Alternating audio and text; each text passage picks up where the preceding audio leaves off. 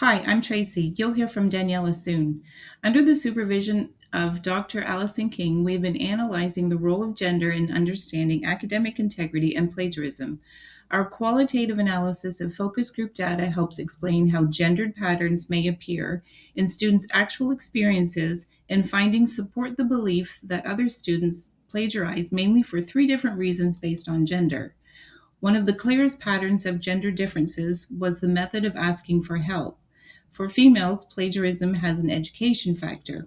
Participants in the female led groups frequently described consulting professors and teaching assistants to clarify institutional and writing expectations in order to strengthen their work. This reflects a proactive form of academic risk management through relational means. The male led focus groups provided some support for the finding that men were more likely to attribute others' plagiarism to laziness.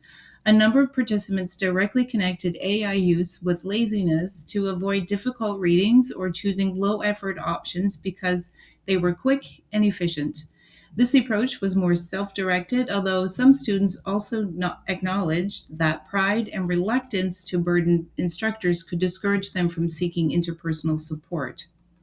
An analysis of mixed gender focus groups can be connected to plagiarism due to high workloads through help seeking, where requests for assistance were often strategic and shaped by context, including things like workload, instructor approachability, or even just the nature of the assignment.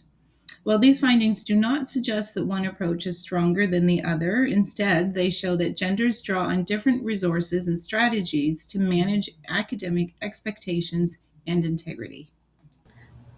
Hi, this is Daniela. Thank you, Tracy, for this summary. This research was conducted in three countries: Canada, Europe, and USA.